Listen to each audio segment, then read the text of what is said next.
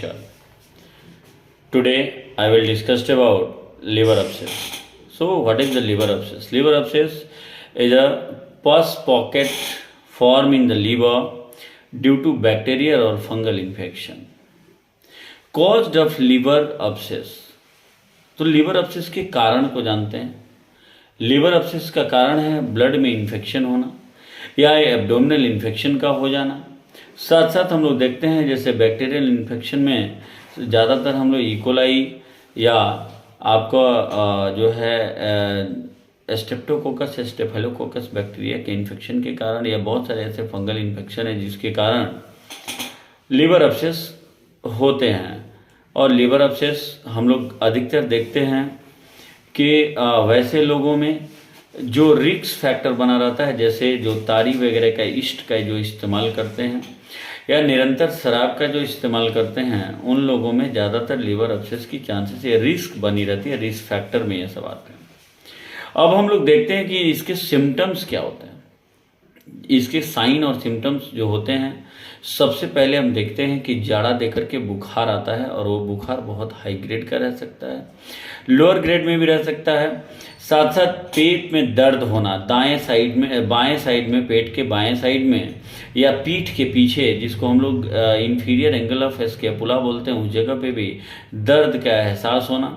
ये दर्द में बढ़ोतरी कब होती है, जिसको हम लोग बोलते हैं एग्रावेशन कब होता है, तो जब पेशेंट को खांसी आता है या कफिंग करता है या साथ साथ जो है जब वो पेशेंट वॉकिंग यानी लंबा टाइम तक चलता है तो उससे उसको दर्द का अनुभव यानी एहसास होता है दाहिने साइड में. इसको राइट हाइपोकॉन्ड्रिक रीजन बोलते हैं, जहां लिवर स्थित मैक्सिमम पार्ट ऑफ लिवर का यहीं पे रहना होता है.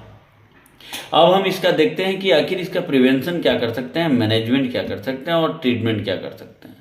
तो सबसे पहले अपने आदतों को सुधारना, जैसे कि अगर हम किसी भी चीज़ का सेवन जैसे ताड़ी का या शराब का या सिगरेट स्मोकिंग करते हैं तो इन सब चीज़ों को अवॉइड करना है, यानी रिस्क फैक्टर को सबसे पहले हटाना. अगर लिवर अब्सेस जो है ना होने देना चाहते हैं, तो अगर हो गया तो उस फेज में हम लोग सबसे पहले कंटामिनेटेड फूड एंड वाटर से जो है इसको हम लोग प्रिवेंट करते हैं, इससे हम लोग दूरी बनाते हैं और कंटामिनेटेड फूड वाटर को हम लोग नहीं लेते हैं, साफ़ सुथरा भोजन और पानी का इस्तेमाल करते हैं. थर्ड थिंग्स हम लोग देखते हैं, चूँकि बैक्टीरियल अगर इन्फेक्शन है वहाँ हम लोग जांच करते हैं पस को निकाल करके, तो उसमें अगर बैक्टीरिया वगैरह मिलता है तो उसमें हम लोग एंटीबायोटिक का इस्तेमाल करते हैं. और साथ साथ जो एंटी फंगल है तो एंटी फंगल का इस्तेमाल करते हैं. तो बैक्टीरियल इन्फेक्शन में ज़्यादातर हम लोग मोस्ट ऑफ चांसेस या फिर उसको चॉइस ऑफ ड्रग बोल लें तो ये हम लोग जो है मेट्रोनिडाजोल का इस्तेमाल करते हैं. और उसका जो डोज होता है वो डोज हम लोग जो है अलग से फ्रैक्शनल डोज देते हैं. जैसे हम लोग जो है 1000 mg जो है सुबह के टाइम में, दोपहर के टाइम में हम लोग जो है 500 mg और फिर रात्रि के समय में हम लोग उसको फिर 1000 mg यानी कि 2200 से 2500 मिलीग्राम हम लोग जो है मेट्रोनिडाजोल का इस्तेमाल करते हैं. साथ साथ फीवर है तो एंटीपायरेटिक्स का इस्तेमाल करते हैं, क्योंकि इसमें वोमिटिंग का भी चांसेस बनता है तो एंटी इमेटिक्स का हम लोग इस्तेमाल करते हैं. उसके अलावे हम लोग कुछ जो है मल्टी विटामिन्स वगैरह का भी इस्तेमाल करके, पेशेंट थोड़ा वीक होता है तो उन चीज़ों को जो है हम लोग दे करके सप्लीमेंट और उसे अच्छी भोजन दे करके हम लोग चाहते हैं कि उससे पेशेंट का ट्रीटमेंट अच्छा से हो और पेशेंट ठीक होता है. तो चॉइस ऑफ ड्रग में हम लोग जो है मेट्रोनिडाजोल का इस्तेमाल करते हैं.